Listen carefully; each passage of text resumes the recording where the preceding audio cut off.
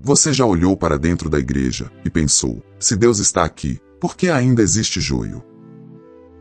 Você já viu um escândalo, uma mentira, uma manipulação, e por dentro algo grita: então era tudo falso? E aqui vem o mistério que corta como lâmina. Jesus não promete um campo sem joio. Jesus descreve um reino onde o joio cresce ao lado do trigo por um tempo. E pior, quando os servos pedem permissão para arrancar tudo, o dono do campo diz não. Não porque ele ama o mal. Não porque ele é indiferente. Mas porque existe um perigo real. No zelo cego, você arranca trigo pensando que é joio. E talvez essa seja a pergunta que está te queimando hoje. Deus tolera o mal dentro da igreja? Ou será que a presença do joio é a prova de que ele abandonou o campo? Em Mateus 13, Jesus coloca a mão no seu ombro e diz: eu já vi isso. Eu já expliquei isso. Eu já governei isso. E antes de você correr para acusar todo mundo, ou antes de você fugir para nunca mais voltar, Jesus te convida a entrar na parábola. Não como espectador, como alguém que pisa na terra, sente as folhas, vê a mistura, ouve o dono, e aprende a esperar a colheita sem perder a santidade. Porque séculos antes de um campo misturado confundir servos, um profeta treme ao ver o mal dentro do próprio povo e pergunta: até quando, Senhor? E décadas depois de Jesus contar sobre trigo e joio, um apóstolo chora por dentro ao ver gente usando o nome de Cristo como máscara. A Bíblia não maquila o problema. Ela te dá uma âncora. Então respira. Hoje nós vamos atravessar 3 cenas conectadas pelo mesmo tema: o mal no meio do povo de Deus, o tempo de Deus e a colheita que não falha. Vamos viver Mateus 13, 24 a 30, vamos sentir o peso de Abacuque capítulo 1, e vamos ouvir o gemido urgente de Judas, no verso 4. E no fim, você vai saber como permanecer trigo, quando o campo parece misturado. Mateus 13, 24. O reino dos céus é como um homem que semeou boa semente em seu campo. A frase de Jesus cai simples, mas dentro dela existe um universo. O homem caminha. O braço dele se move num ritmo aprendido com o tempo. Ele não joga semente com raiva, nem com pressa, ele espalha com propósito. Cada punhado abre na mão, e cai, e some na terra. O gesto é comum, mas o coração é santo, ele escolhe boa semente. O campo não é um lugar abstrato. É chão real. É gente real. É comunidade. E boa semente é boa semente. Não tem mistura, não tem fraude, não tem veneno escondido. Ele semeia o que é limpo. Ele planta o que é vivo. E você consegue quase ouvir a esperança silenciosa do dono do campo. Vai crescer. Vai alimentar. Vai florescer. Mas então, Jesus não deixa a história ser romântica. Mateus 13, 25. Mas enquanto todos dormiam, veio seu inimigo, semeou o joio no meio do trigo e se retirou. Enquanto todos dormem. Não é enquanto todos pecavam. Não é enquanto todos eram maus. É enquanto todos dormem. O mal não entra sempre com trombetas. Muitas vezes ele entra na hora em que a vigilância humana baixa, na hora em que o cansaço vence, na hora em que a rotina anestesia. O inimigo pisa leve. Ele não quer ser visto.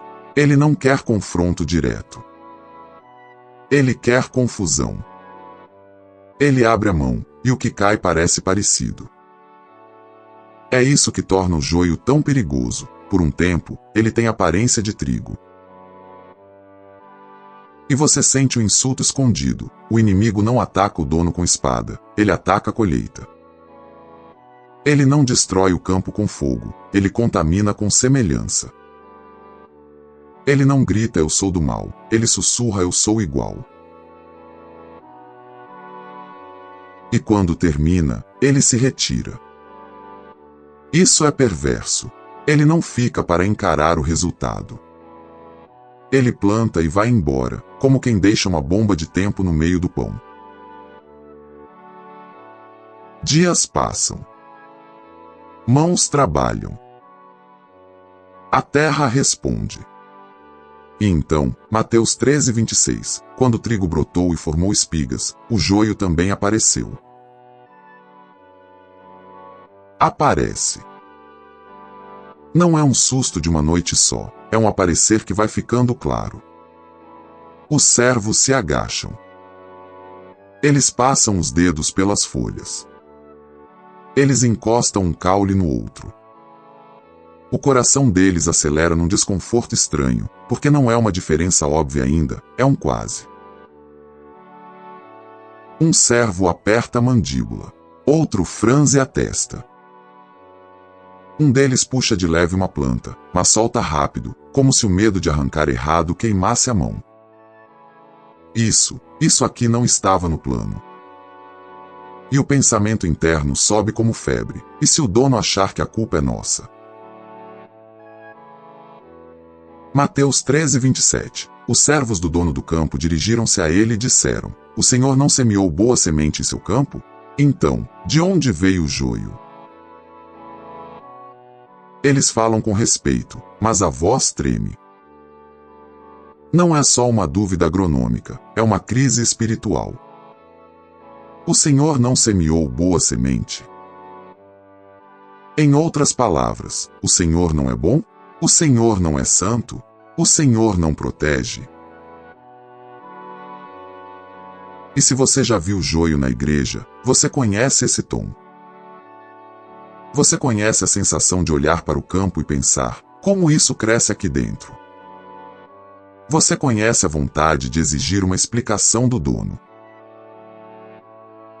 Mateus 13:28. Ele respondeu: Um inimigo fez isso.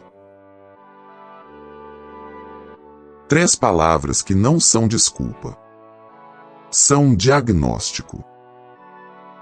O dono não finge que não existe. O dono não diz vocês estão exagerando. Ele chama pelo nome, inimigo. Isso não nasce do reino. Isso não é fruto da boa semente. Isso não é obra de Deus. E aí os servos sentem uma coragem inflamando, uma coragem perigosa. Porque quando você identifica o inimigo, sua carne quer virar juiz no mesmo minuto. Mateus 13:28 continua. Os servos lhe perguntaram: O Senhor quer que atiremos? Quer que a gente arranque? O desejo é compreensível. É o impulso de proteger o santo. É a indignação contra o falso. É o instinto de limpar o nome do dono do campo. É o fogo de dizer: eu resolvo isso agora. Eu expulso agora. Eu exponho agora. Mas existe um detalhe que você precisa sentir. Para arrancar joio do meio do trigo, você encosta as mãos na raiz. E raízes se entrelaçam. Vidas se entrelaçam. Histórias se entrelaçam. Gente fraca cresce perto de gente falsa. Gente nova cresce perto de gente velha. E na hora do pânico, quem discerne? Mateus 13:29. Ele respondeu: Não, porque, ao tirar o joio, vocês poderão arrancar com ele o trigo. Não. Um não que salva. Um não que freia a mão humana. Um não que parece tolerância, mas é misericórdia estratégica. Os servos ficam parados. O ar pesa. Você quase ouve a respiração deles mudando. O pensamento interno luta. Como assim não? Então o mal fica. E o dono do campo está dizendo, na prática, eu sei separar. Vocês ainda não. Mateus 13:30. Deixem que cresçam juntos até a colheita. Então direi aos ceifeiros: ajuntem primeiro o joio e amarrem em feixes para ser queimado. Depois juntem o trigo e guardem-no no meu celeiro. Deixem crescer juntos até a colheita. Não é uma sentença de impunidade, é um calendário de justiça. O dono não está desistindo do campo. Ele está governando o tempo. E aqui, o coração humano treme. Porque a nossa pressa quer colheita no dia do plantio. A nossa dor quer separação imediata. Mas o dono fala como quem enxerga o que você não enxerga. Ele vê o trigo frágil que seria esmagado no meio do escândalo. Ele vê raízes que seriam arrancadas por acusações erradas. Ele vê o joio que se denuncia pelo fruto, mas só com o tempo.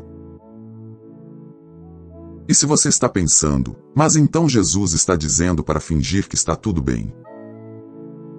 Não. Ele está dizendo, não se torne um ceifeiro sem autoridade.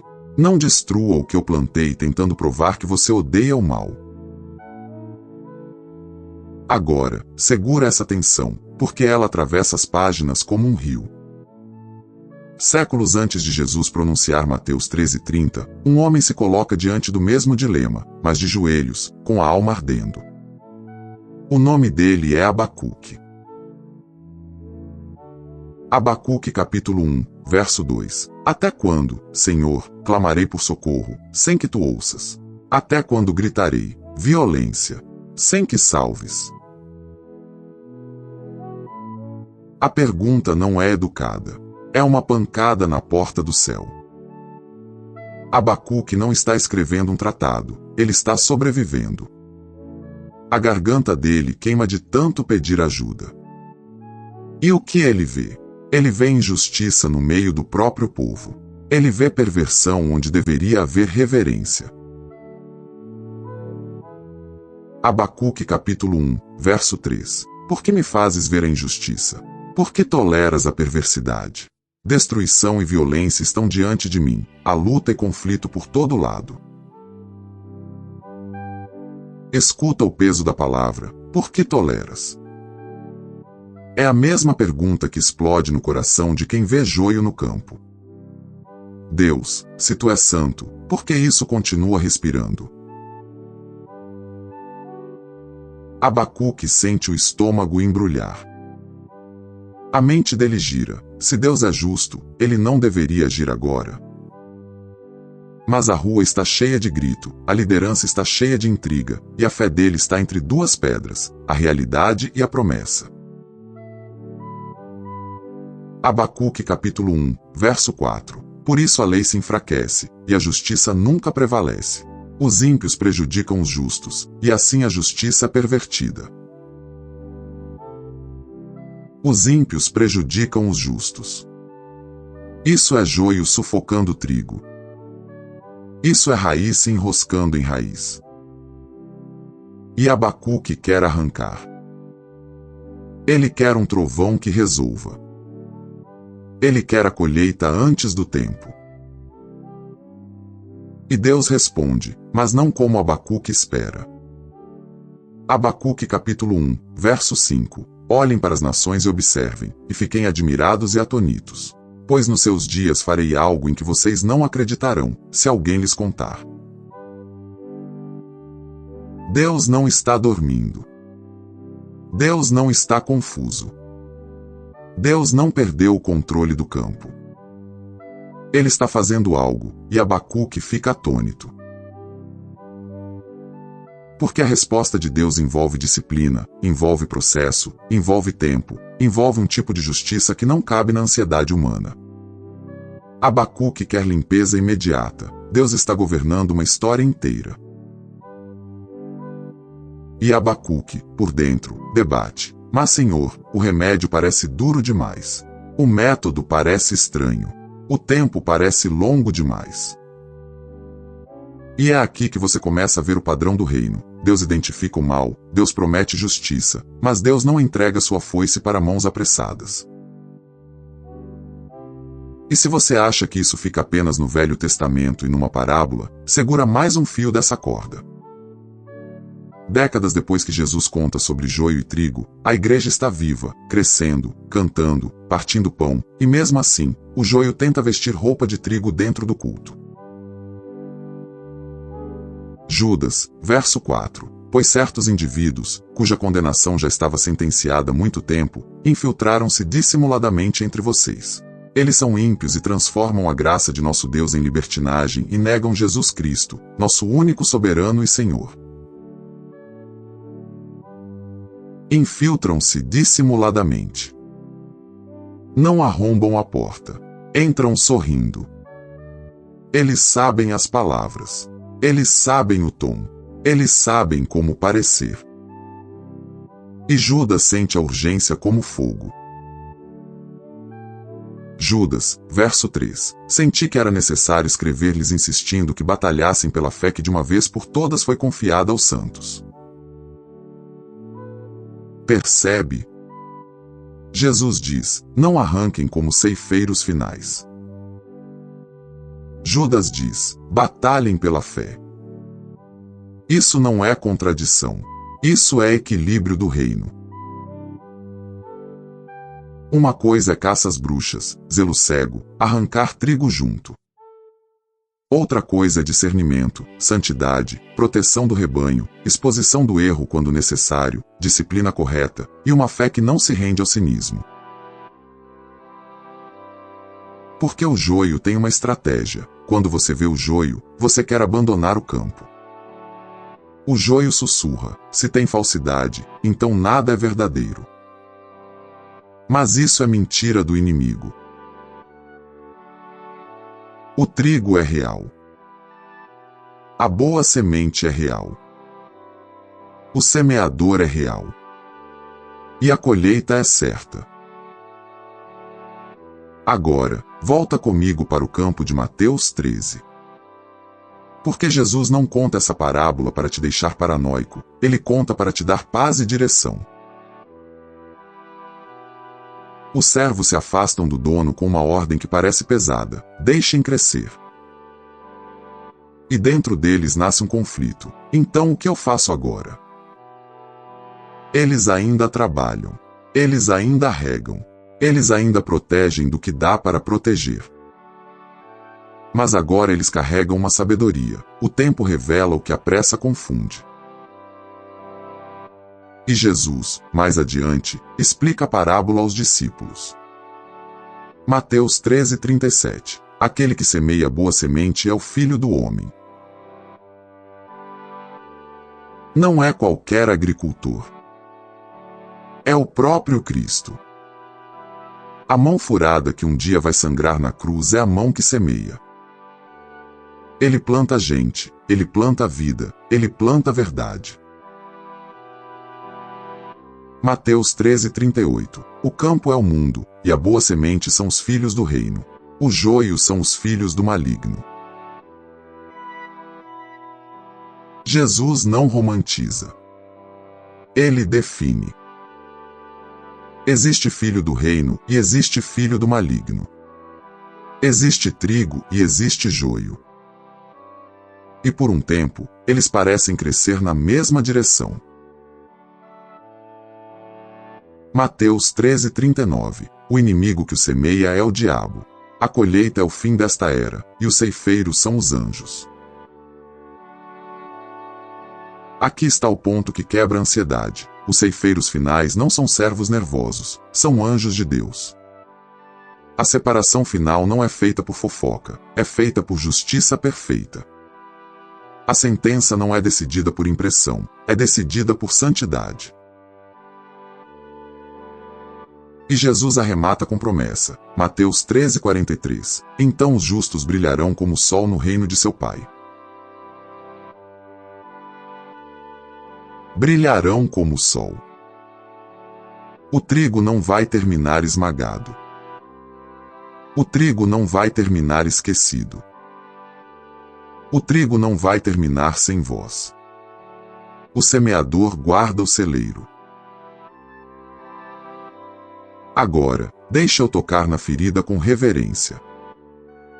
Talvez você seja alguém que foi ferido pelo joio.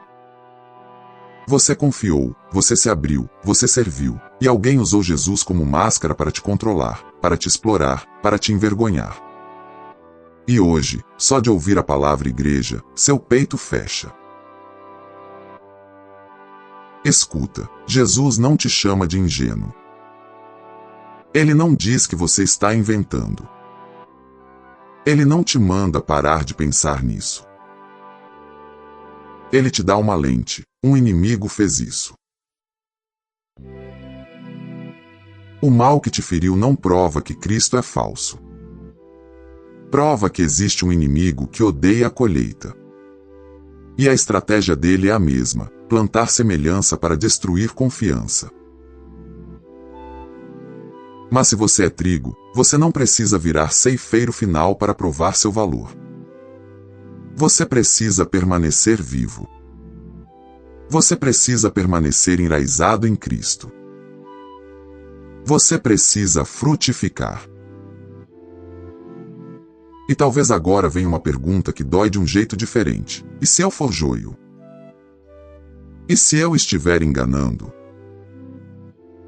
E se eu estiver usando graça como desculpa? E se eu estiver por dentro vazio? Então corre para Jesus hoje. Porque o mesmo Senhor que separa no fim, transforma no caminho. A parábola fala de colheita, mas o Evangelho fala de novo nascimento. Você não precisa permanecer falso. Você pode se render. Você pode confessar. Você pode abandonar a máscara. Cristo não apenas aponta o joio, ele chama pecadores ao arrependimento e dá um coração novo. Agora, deixa a verdade pousar como veredito espiritual. Deus não é cúmplice do joio. Deus é paciente com o tempo e perfeito na justiça. O espelho moderno é esse: o campo continua misturado. Seu trabalho, seu bairro, sua família, e sim, até comunidades cristãs, carregam essa tensão. E o inimigo ainda semeia enquanto todos dormem, na distração, na superficialidade, na falta de vigilância, na sede de aparência. Então o que você faz, hoje? Primeiro, você não nega a realidade do joio. Jesus já te avisou em Mateus 13:25, para que o escândalo não mate sua fé. Segundo, você não substitui o espírito por foices humanas. A pressa de arrancar pode ferir gente inocente, pode destruir fé frágil, pode espalhar injustiça em nome de justiça.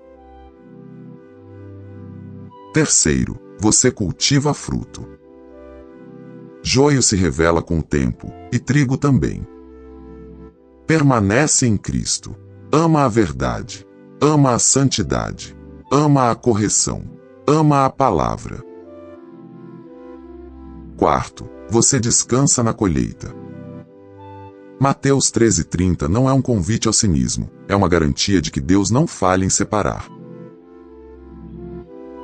E agora, o convite. Não um convite para fazer mais por culpa, mas para voltar para quem você é em Cristo. Se você está cansado, ferido, confuso com joio ao redor, ora comigo com sinceridade. Senhor Jesus, Filho do homem que semeia boa semente, eu coloco meu coração nas tuas mãos. Eu confesso a dor de ver joio no campo. Eu confesso a vontade de desistir. Eu confesso a vontade de arrancar tudo com raiva. Me dá discernimento sem paranoia. Me dá santidade sem arrogância. Me dá coragem para batalhar pela fé, como está escrito em Judas verso 3, mas me livra de ferir o trigo com meu zelo. E se eu me escondo atrás de máscara, se há em mim mentira, orgulho, libertinagem, transforma-me. Eu me rendo ao teu senhorio. Eu peço um coração limpo. Eu peço um espírito reto. Guarda-me como trigo no teu celeiro, no tempo certo. E para você que ouviu até aqui, permanece no campo com os olhos em Jesus. Se você foi ferido pelo joio, não abandone o trigo. O semeador ainda está vivo. A boa semente ainda cresce. E a colheita ainda vem. Se essa palavra te sustentou, inscreva-se no Palavra Pura, compartilhe com alguém que está quase desistindo da fé por causa do joio, e escreve nos comentários: eu permaneço trigo em Cristo. Em nome de Jesus.